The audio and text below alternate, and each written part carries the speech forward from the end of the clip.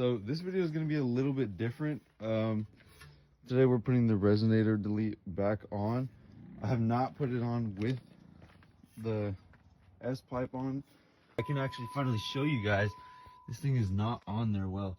Look, it's already cracking. Most of it's probably already came off, and it's just not good. So that's the OEM resonator. To show you guys how bad it does sound.